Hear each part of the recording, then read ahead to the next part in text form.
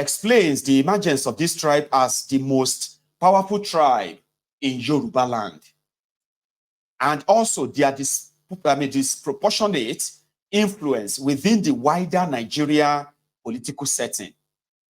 They, amongst their illustrious sons, some of the most famous Nigerians, including the only Yoruba that have attained, in one way or another, the office of president of Nigeria, namely Olusegun Obasanjo, Ernesto Shonekon, and Abiola.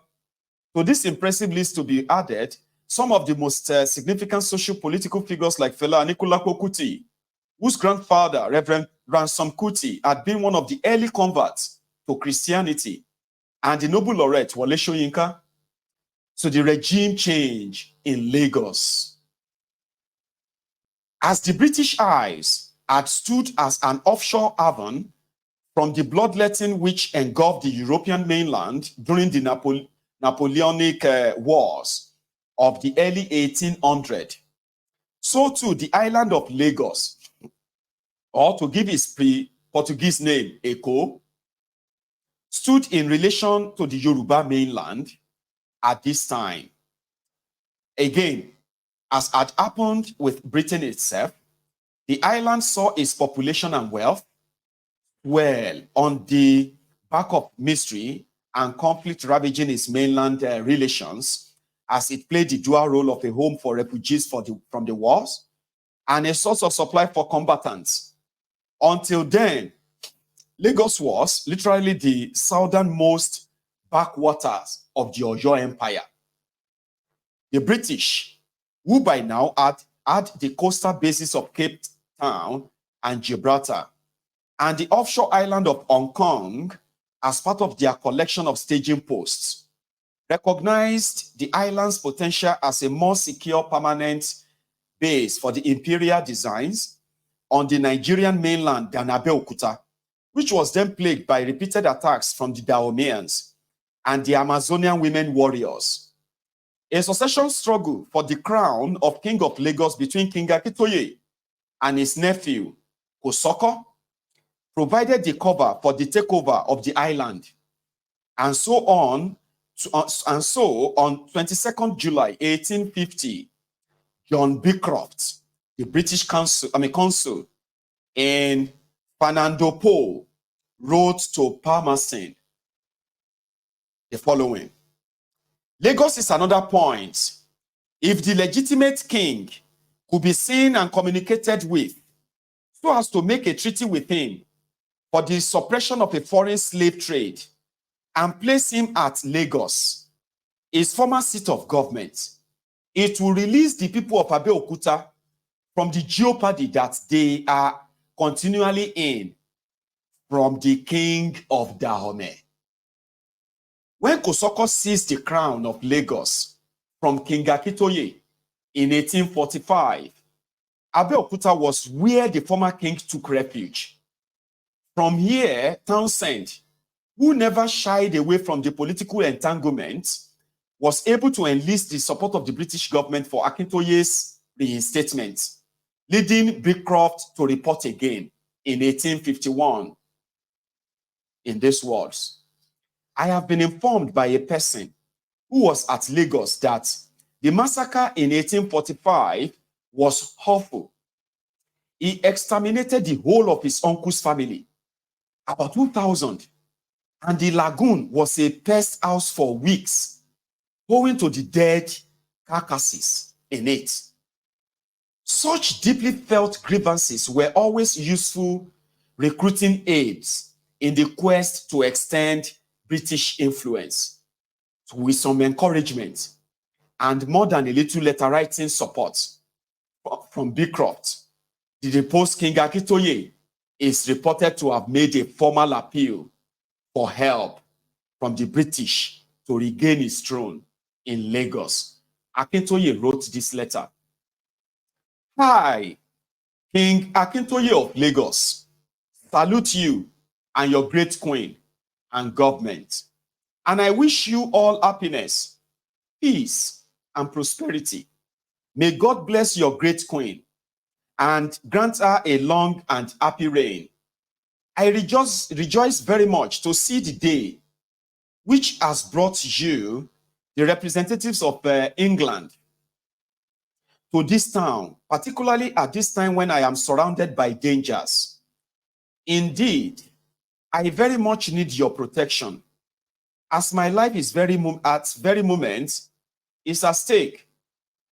I find myself obliged to solicit your assistance, and I am reduced to the necessity of begging your aid against an enemy who has seized my throne and kingdom.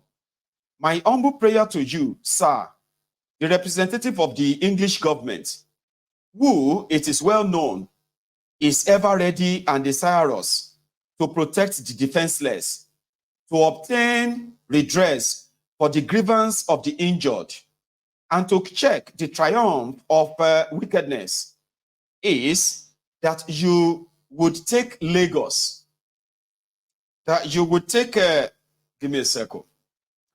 That's so, it's sort of, it's a distraction. Sorry about that. Okay, I'll leave that.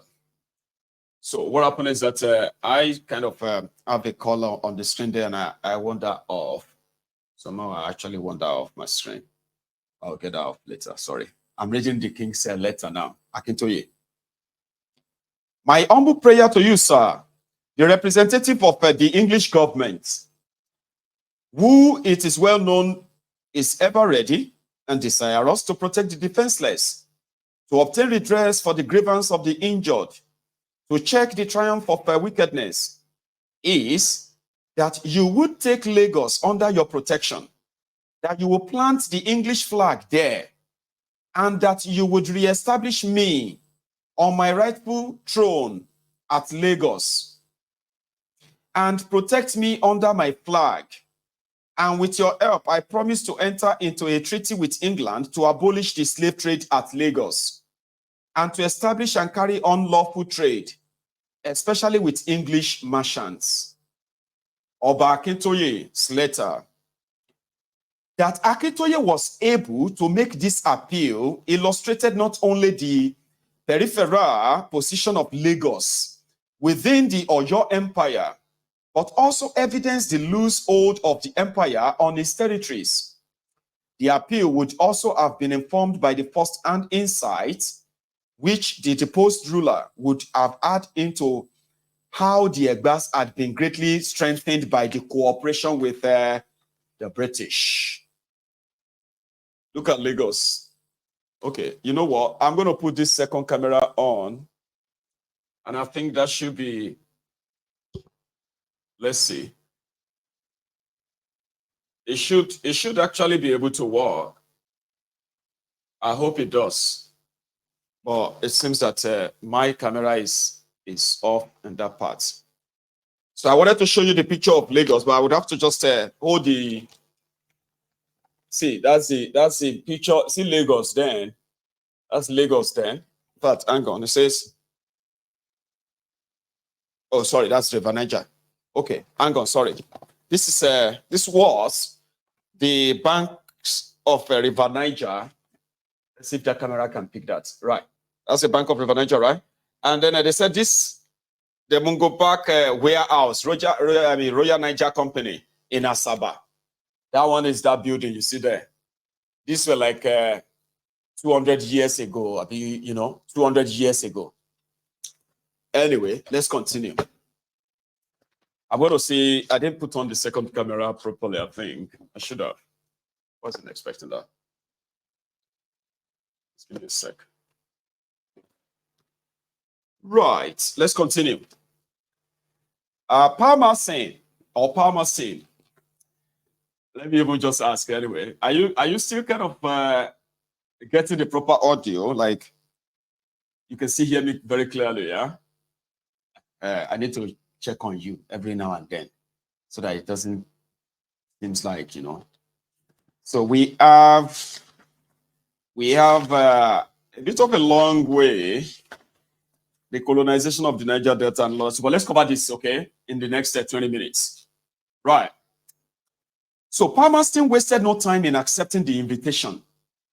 On Christmas Day in 1851, the British gunboat began the bombardment of Lagos. And on January 1st, 1852, the grateful King Akintoye of Lagos, in appreciation, went aboard HHS Penelope, right, to sign a treaty pledging an open door on most favored terms to British merchants and missionaries in Lagos and its associated territories.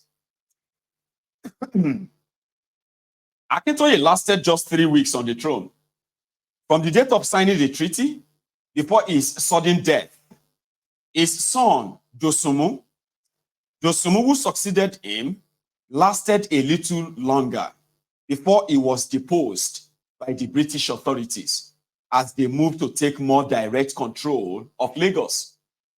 Beecroft wrote to the Foreign Secretary on the 9th of April, 1860. He wrote, "There is a measure which, if adopted, would tend to put an end to the slave trade and increase the legal commerce and industrial prosperity of this line of coast. To an unlimited extent, the occupation of Lagos, either as a possession or by way of protectorate." On the 6th of August, 1861, King Dosunmu of Lagos duly climbed aboard HHS Prometheus and, in return for a life pension, gave back to the British what they had given to him.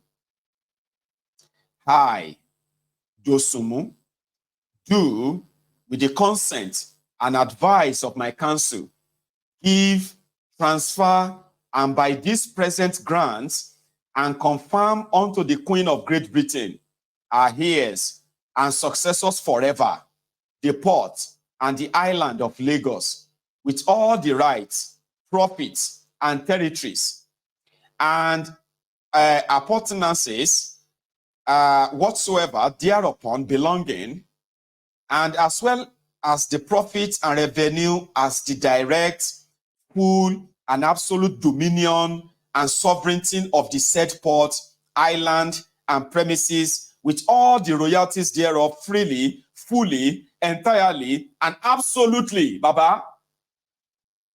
He handed over the entire place to them with the promise that, okay, we won't depose you, okay, we'll give you a life pension. You and your family will enjoy the life of royalty, but you are no longer this, you are no longer in control of all these places. We own these places now. He signed it. With this, Lagos became a British colony. This was an illustration of what Lugard described as the naked deception of treaty making, in which the so-called kings gave away land to which they had no legal right on terms which they never understood. The Yoruba Wars.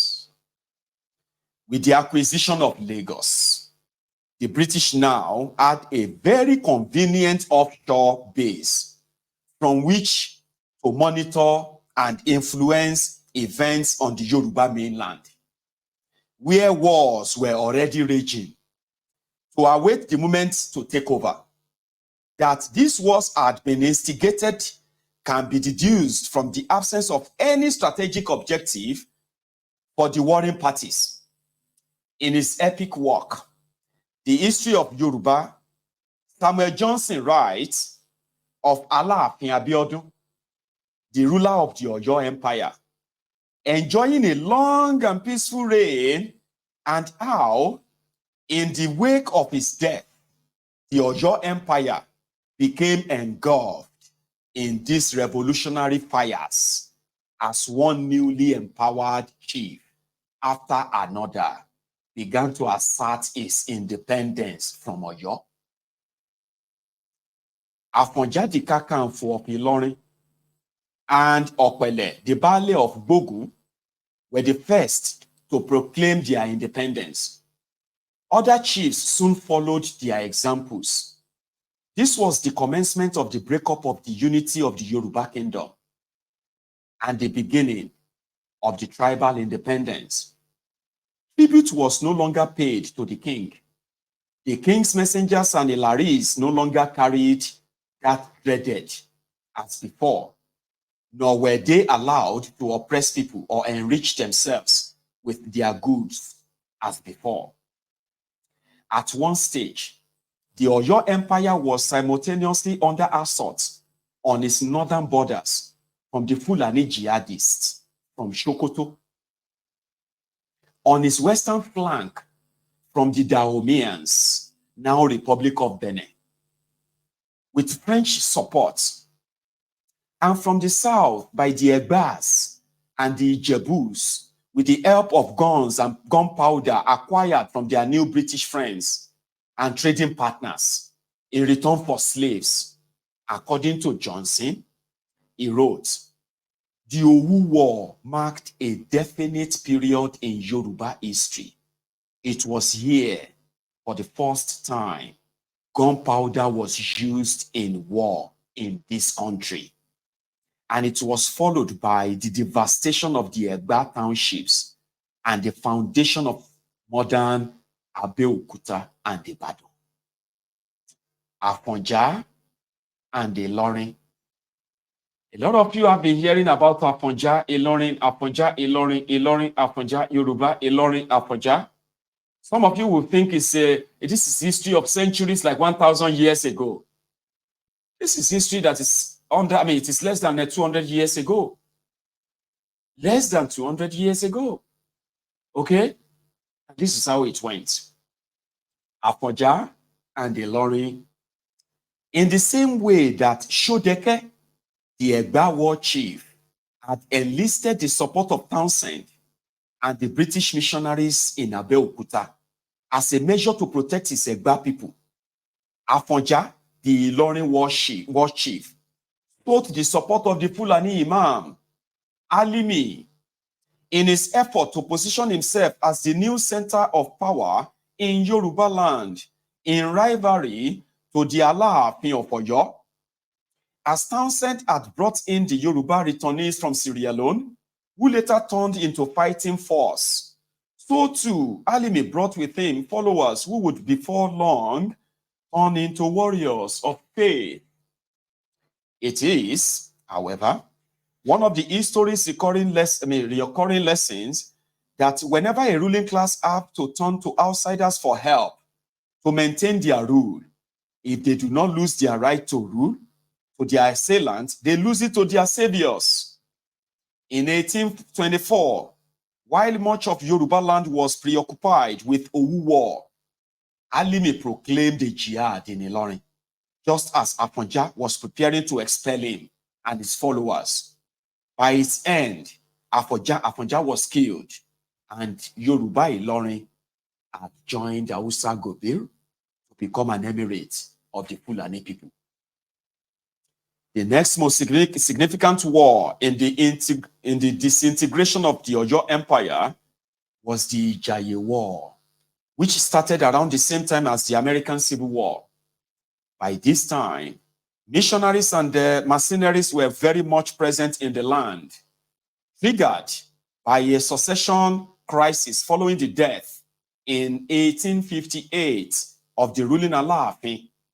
What began as a battle between Ibadan and Ijaye on behalf of the rival candidate for the throne saw first the Egbas and then the Ijebus joining in on the side of the Ijayes against the Ibadan forces.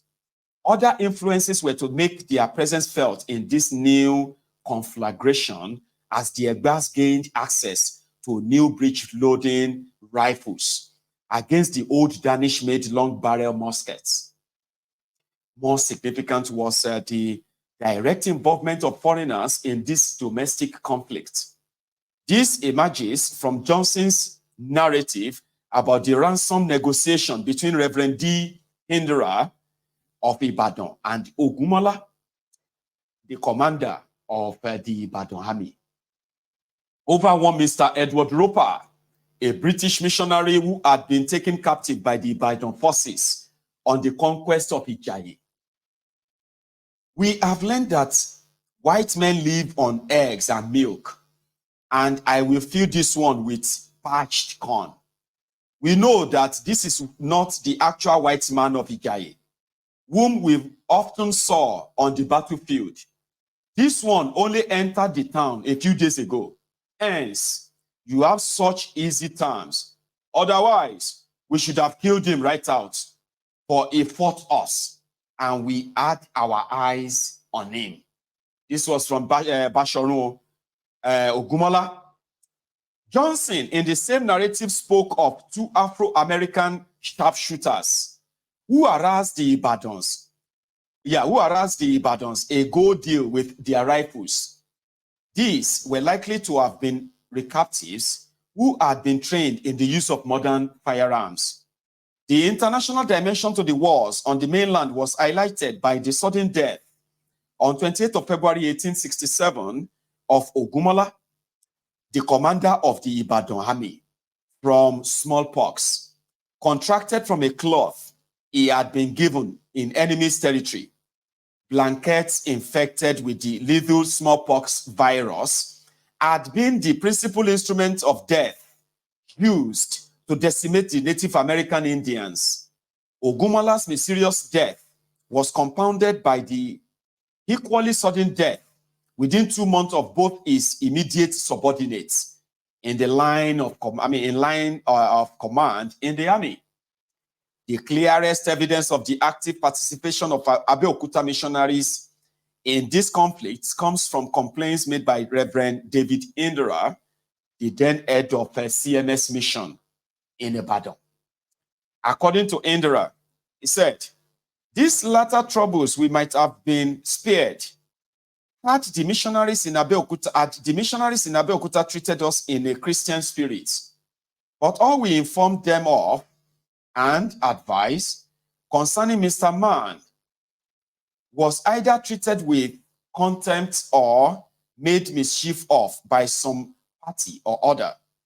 Altogether, the party they acted during the Ijaye War, and now it seems also is, in this Jebu War.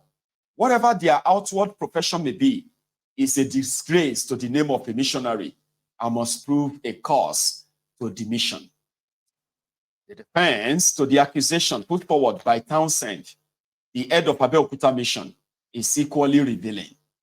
Townsend responded or replied, "We don't think we have any right to interfere in their Egba converts, going as they owe a duty to the law of their country as we do to ours. We have done the same, that is, remained passive. In every war undertaken by the government, and when our converts go, we exhort them to act as Christians in it. We have not thought it right to command them not to go." So the event which finally ended Yoruba independent military capacity was the Great Yoruba Civil War, the Kiriji War, which lasted 16 years until an armistice was brokered on the 23rd September 1886. The Jebus, Ekitis, Efons, and other tribes hitherto subjected to the Ibadans formed an alliance which they termed Ekiti Parapo, the Ekiti Confederation. They raised a formidable army and were determined not only to liberate themselves, but to overturn the Oyo tribes right onto the Ibadan farms at the River Oba.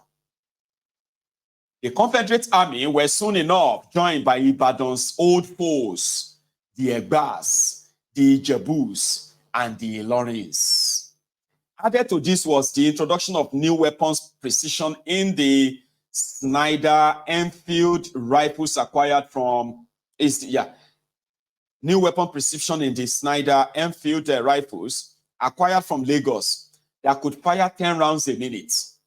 By October 15, 1881, the Alaafin of Oyo, now a king without a kingdom, was reduced to making this appeal to the British governor of Lagos. Alaafin of Oyo then had to appeal to the king of, the British in Lagos to come and save him from the confederation of the Jebus, the Egbas, the Lawrence, who were coming for the Oyos then, the Civil War, Kiriki War. So the Alaafin wrote, The Alaafin wrote this: with all possible speed, I beg that the imperial government, for which I have always a great respect, to come to my help. I crave your assistance, both to come to settle this unfortunate war between the belligerent powers, and to stop the Daomeans who have made inroads into my kingdom. Timing being critical in the power game, Downing Street was in no hurry to act. It was only after repeated entreaties from the Alaafin's messengers that on 14th April 1882, the governor of Lagos responded. I appreciate the action of the King of Oyo in sending to the governor of Lagos to ask him to send an officer to make peace between the Ibadans and the Ijeshas. I thank the King of Oyo for the compliment he has paid to the English government in doing this, showing that he believes in the honor of the English government and that he feels confident that an officer from the English government will deal justly in this matter. The great Queen whom I serve, Our Most Gracious Majesty, the Queen of England and Empress of India, has no other wishes than good wishes towards the entire African people. Her Majesty's instruction to our officers whom she sends to govern this colony are to promote by all proper means friendly intercourse between the people under their rule and the native tribes living near them. In doing this, from time to time, Her Majesty has approved the visit of our officers to many of the tribes neighboring Lagos. But Her Majesty has no desire to bring the inland tribes neighboring Lagos under British rule. And though wicked people have said that if the white man comes into the interior, he will take the country, I tell you publicly that my queen has no wish to take your country. That was what the person in Lagos wrote back, the Governor General in Lagos. It was another case of British doublespeak, as by August of that same year, Reverend J.B. Wood, using the immunity accorded to missionaries, was sent in on a fact-finding tour to assess the potential for resistance among the warring chiefs to the planned imperial takeover. In further preparation for the new order, at the end of January 1886, Lagos was separated from the Gold Coast colony and, along with Yoruba mainland, declared a colony in its own right, with Captain A.C. Moloney as its first governor. Royal Niger Company was granted its royal charter. With this, it now had the seal and the authority of the imperial government for its actions to end the war and to secure new treaties. On the 23rd of September 1886, with both sides having fought themselves to a standstill, after 16 years of civil war, the command came from Goldi's forces for both sides to lay down their arms. This is the point at which the British rule in Yoruba land officially began. The only challenge which remained was from the French, at least so it appeared. The Berlin Conference and the Maxim Gun. Berlin Conference and the Maxim Gun. In the same way that America's victory in its War of Independence from Britain in 1783 propelled the emergence as a new force on the global stage, so too the spur for the rise of Germany to the stage can be traced to its defeat of France in the Franco-Prussian War of 1870. It had arrived too late to participate in the slave trade and in the colonization of India and the Americas. But the colonization of Africa was still a work in progress at this time. So the new power in the club was determined not to be left out. And so, on 19th May 1884, Otto von Bismarck, the Chancellor of Germany, sent a cablegram to Portugal. The recipient was Dr. Gustav Nachtigal, The first inkling the British had of the new development was from the events that unfolded before their eyes on the coast of Cameroon in the summer of 1884. On the 15th of July, Hewitt was still engaged in palaver with the chiefs of Benin when a British naval officer brought him alarming news of a foreign gunboat in Cameroon. There was a report that those on board were negotiating a treaty with King Aqua and King Bell. However, the kings had agreed to give Hewitt a week to make a counter offer. Hewitt dropped everything. On the afternoon of 19th of July, HHS Fleet steamed into the harbor at Belltown. Hewitt peered through the heat haze and then rubbed his eyes. 3 foreign flags were flying from flagstaffs among the mangrove swamps. But they were not the red, white, and blue of the tricolor. They carried the black cross of Kaisers, Germany. 5 days earlier, the famous German explorer, Dr. Gustav Nachtigal, now Imperial Consul General for the West Coast of Africa, had been rowed ashore from the gunboat Mo, by a party of German blue jackets. He informed the astounded British traders that he was taking possession of Cameroon in the name of the German emperor. Bismarck had stolen a march on everyone. Nothing could now stop that unseemly and dangerous race. The most feverish phase of the scramble had begun.